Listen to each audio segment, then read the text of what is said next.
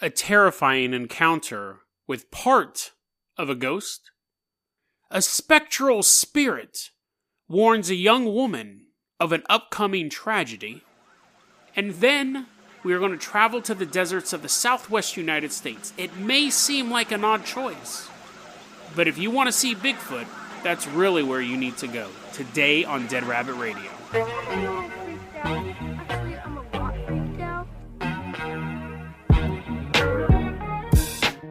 Hey everyone, welcome back to another episode of Dead Rabbit Radio. I'm your host, Jason Carpenter. I'm having a great day. I hope you're having a great day too.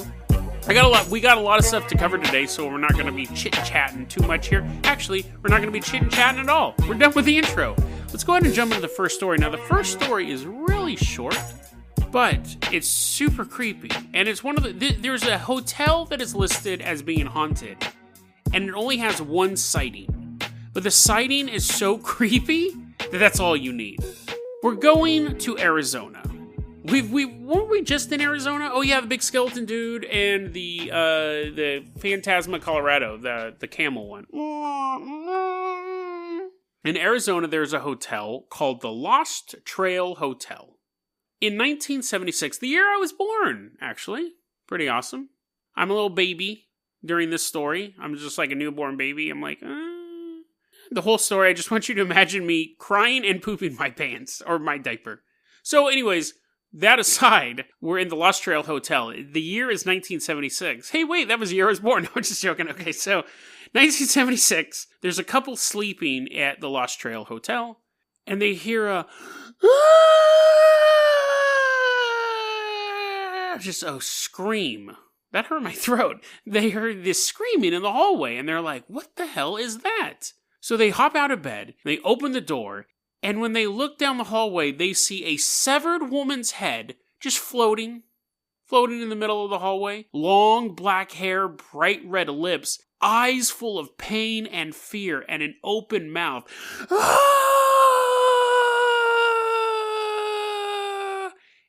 And they're just looking at this dumbfounded, and the head slowly begins to fade away. And as it's fading away,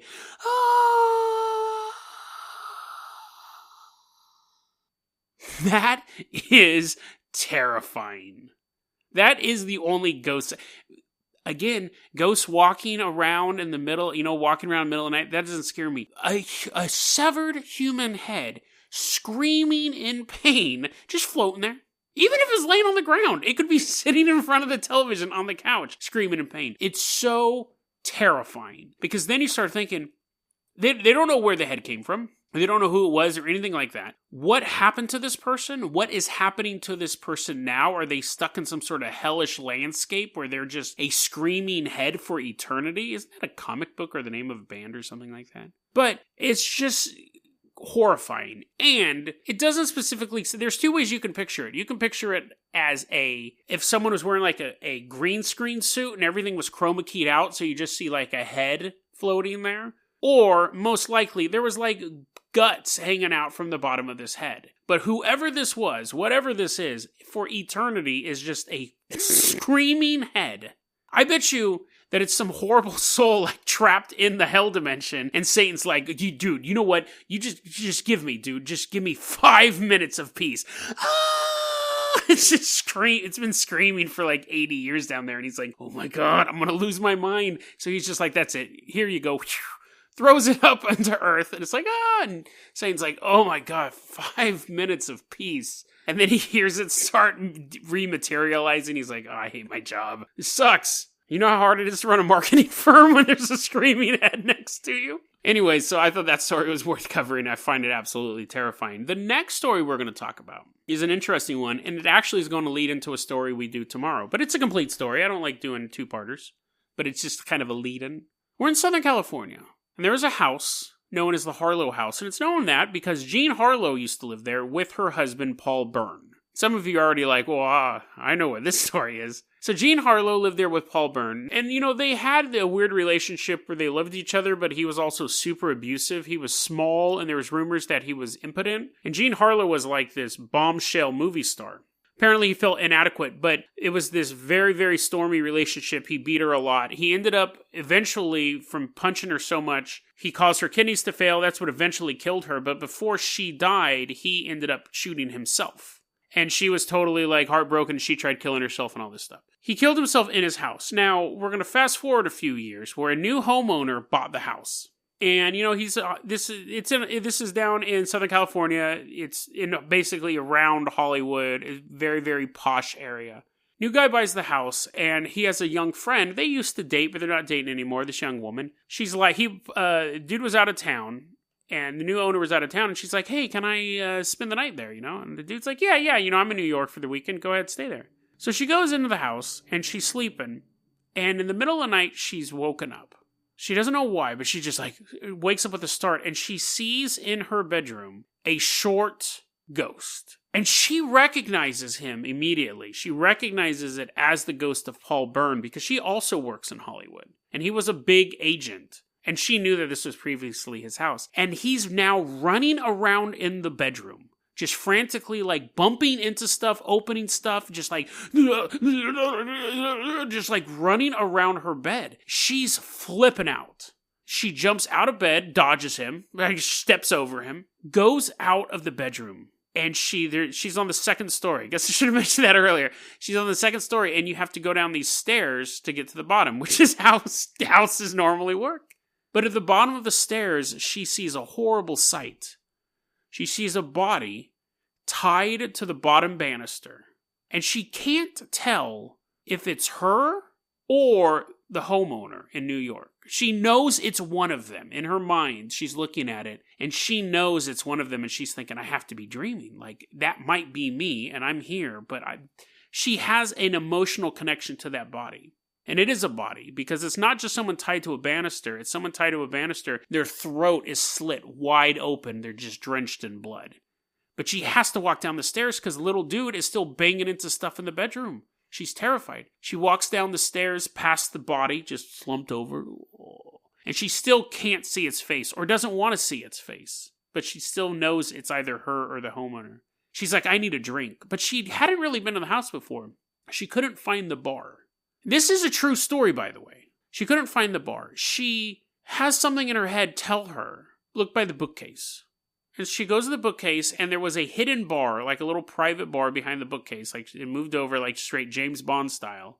And she makes herself a drink. Now, as she starts to make herself drinks, she still hears the noise upstairs of whatever the little ghost dude bumping into stuff. And she can still sense that body still on that banister. And she's like, I'm straight up dreaming. I'm just going to drink until I pass out. As she's drinking, she's looking around, and she sees like this gaudy wallpaper. And she starts peeling at it. And this is like by the bar. She starts peeling at it. And she's just kind of like trying to keep her mind thinking of anything else other than the horror that's going on around her. She eventually drinks herself to sleep. She wakes up the next morning, and there's no body tied to the banister. The house is quiet. And she's like, well, I don't know what happened. And she's like, I must have just been dreaming. Like, I must have been sleepwalking or something. But she wasn't dreaming, because when the homeowner came back, he was like, hey, who was in my bar? Who was peeling out this wallpaper? And she's like, I got to tell you this story. I got to tell you the story of what happened. Now, this woman told us she was really into the paranormal, and she started telling the story around town. There's multiple witnesses that she told this story to. When the homeowner came back and he's like, yo, what happened? She told him about the dream. Now, the homeowner was Jay Sebring, and her name was Sharon Tate. And 3 years later, they were both murdered a mile away by the Manson family. And the story has always gone like this. Was that a premonition of her own violent death? When she would tell the story, she would say, I don't know who the body was at the bottom of the stairs. I felt like it was either me or Jay. She would tell this story around town. There's multiple accounts of the story being told. And 3 years later, they were lashed together. As the Manson family were killing them, they were tied together. Very, very interesting story. The idea is that Paul, he beat his wife, but he also loved her. He just had these horrible issues. The theory is that Paul was a loving person, but he just had like inadequacy issues, and he took him out on his wife. And he was trying to warn Sharon Tate of the danger that was coming. That's why he woke her up that night. But who knows? The first thing is like, did she make up the story? Did she somehow make up a story that kind of foretold her own death. Did it really happen, and she actually told it to people? Or did people just make it up on their own? When I said it was a true story, it is a story that has circulated through Hollywood. People have told the story. I personally believe it. I think that that's possible to have a premonition like that. That's a quite horrifying one. But yeah, I think the most interesting part is that she couldn't identify the body, but she had a feeling it was either her or Jay Sebring. And it was more of just an essence, an emotional essence of a dead body, rather than like seeing Jay Sebring like, ugh. I think that would have been less creepy rather than just seeing almost like a soul dead. And she knew it was a soul belonging to her or her ex-boyfriend, the person she had a close emotional connection to. Very, very creepy story. And that ties into a story we're going to do tomorrow as well. We're going to do a little paranormal story about the Manson family. Very, very interesting one that I've been looking into for quite a while. But let's go ahead and move on to our main story today. Now, I said in the intro, generally, Bigfoot is known to be a forest creature. You have like the Yeti up in Canada, and you have you have the Yeti in like the Himalayas, and you have the Wendigo, which is more of like a ghost type of thing. A human can become a Wendigo. It's more like a curse, but that's like in Canada. But Bigfoots are generally known in California, Oregon, Washington. And then you have like swamp Bigfoot type creatures down south, and then you have some other Bigfoot type creatures in Montana. But it's funny because some of the biggest Bigfoot sightings by hundreds of people at a single time have been in the desert. So it makes you think, like, if Bigfoot exists, are there different subspecies that are acclimated to different climates? Oh, I bet you guys are impressed I said that word correctly. And I used it correctly as well. In the 1950s in Fontana, California, they built this huge raceway. It's just all flat land. You can drive as fast as you want. There's no cops. Not like there's cops in NASCAR. They're like Tony Stewart would have won the race if he didn't get pulled over on the third lap. Anyways, they built this huge raceway out there.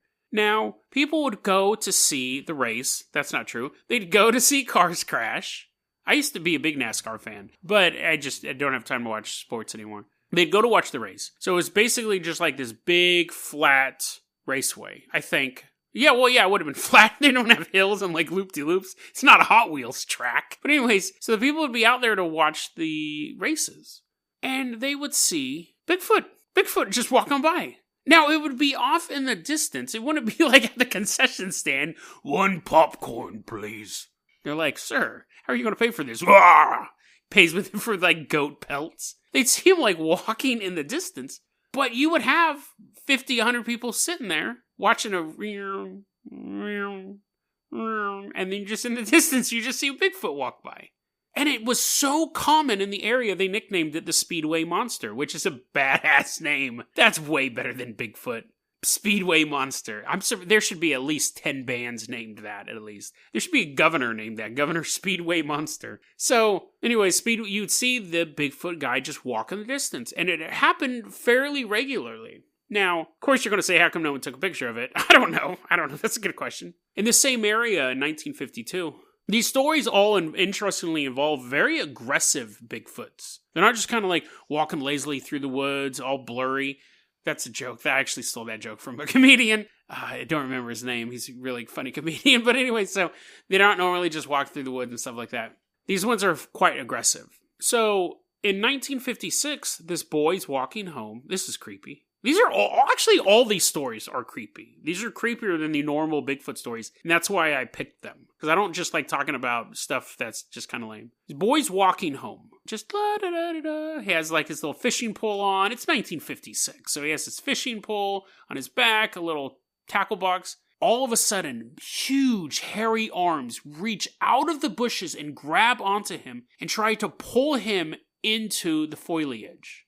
And the boy gets away. And runs home and goes, Mom, giant hairy man tried to pull me into the bushes. And the mom's like, that's weird, your Uncle Jimmy's at work.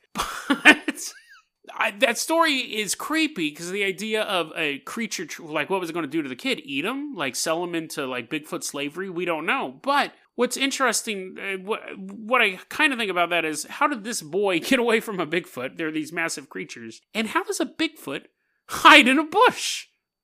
I mean, if it was like an 8-foot hedge, he might have a chance. That would actually explain why the Bigfoot wasn't able to pull the kid in, because the kid kept like hitting the thick branches of the bush. Bigfoot's like, get him, angle him right. And the boy's like, get it, and he runs away. Uncle Jimmy, Mommy told you to stop that. So anyways, now, in that same year, these are all reported in the local newspaper. The same year, a girl was sitting in her car in the middle of nowhere.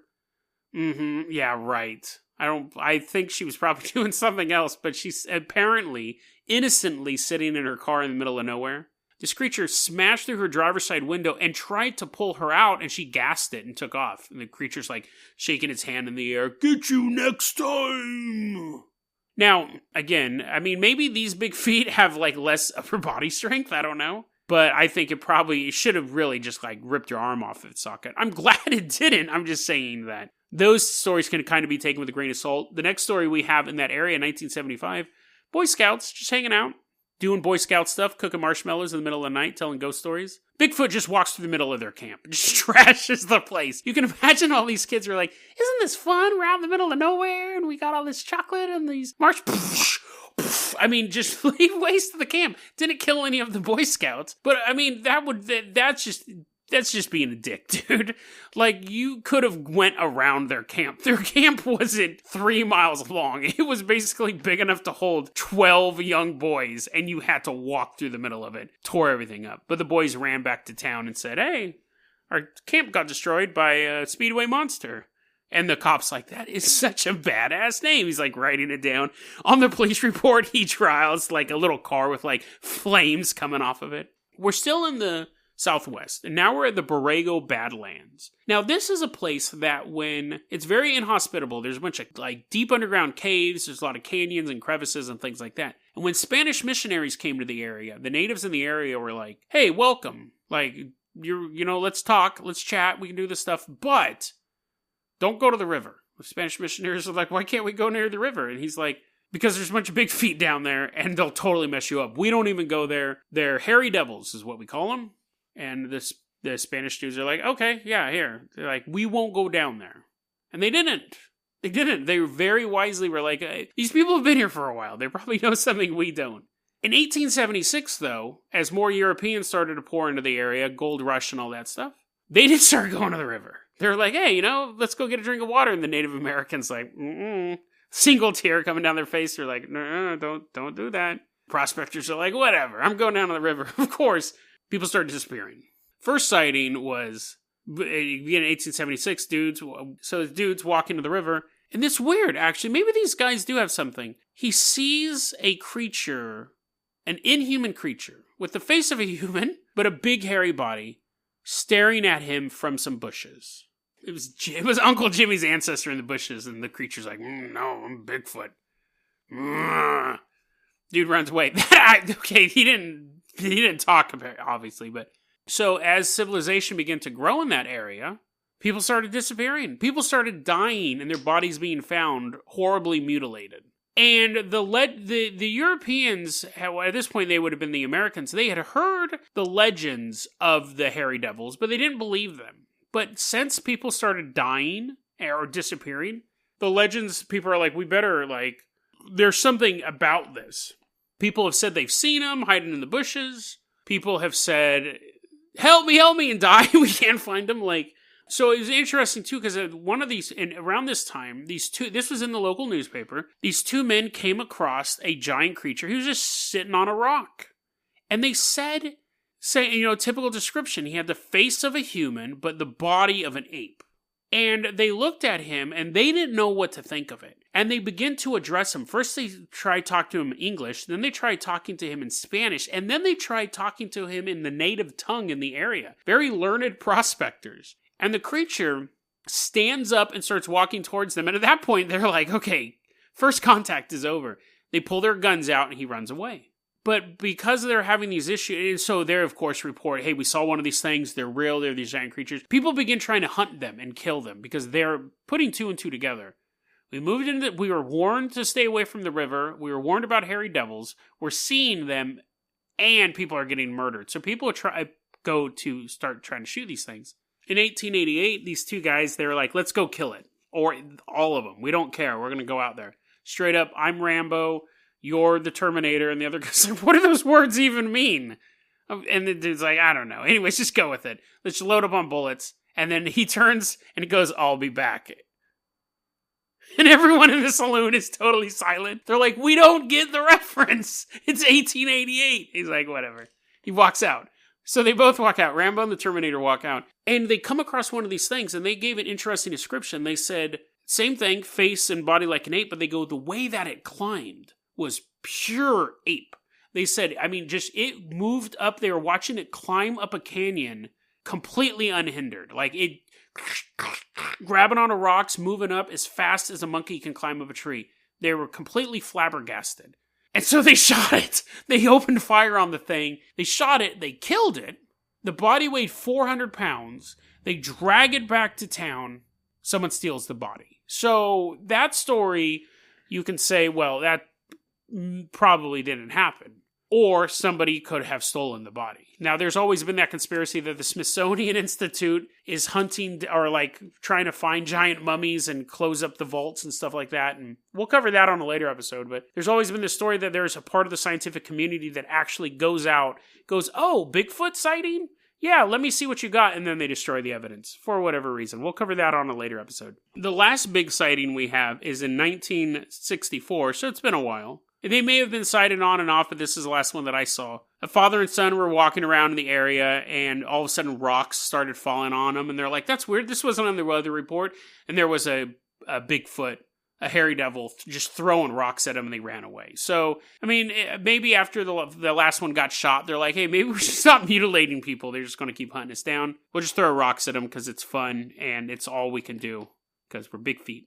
But to end this story off, we're going to go to the Mojave Desert. So we're still in the deserts of America. And this one is going to be a little more high-tech because we're visiting Edwards Air Force Base. In the 1970s, it's Edwards Air Force Base. So you have these young soldiers out there, young airmen. It's night. They're working guard duty. They got their night vision goggles on, or night vision binoculars, whatever they got night vision technology back then. They're looking out over the desert. They would see Bigfoot walk by. What? Because they have that gait. They have that unmistakable movement where they're huge and they walk like a confident ape. They don't like kind of slouch over. They just have this weird gait to them. And the servicemen would start to, first you'd see it and you wouldn't tell anybody. You'd be like, out on the perimeter I saw something. But you wouldn't say that. And then eventually after seeing it a couple times, you would mention it to someone you trusted and they would go, oh yeah. You'll see him late at night sometimes. Now, you may see them during the day as well, but when you're looking over the desert with night vision goggles, it's really going to pop up. It's really going to show. There was reports that the creatures would walk up to the base. There were reports that the creatures would walk through the base, and oddly enough, and they couldn't figure out how they were doing this, underneath Edwards Air Force Base, they had like maintenance tunnels. There were sightings of the Bigfoot creature in the maintenance tunnel. Now, seeing a Bigfoot across a field would be terrifying. Seeing a Bigfoot in a bush would be horrifying, but I don't think of anything that would be a creepier encounter than being in a building with a Bigfoot, because there's nowhere to go.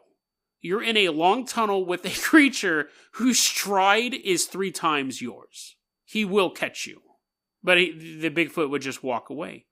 When the enlisted men would report this to their commanding officer, the story goes, now this could all be fake, this could all just be rumors, but the story goes is that these enlisted men would talk to their officers and say, I'm seeing these weird things through these goggles, and I'm pretty sure that guy over there who's still pissing himself just saw one in the tunnels under the base.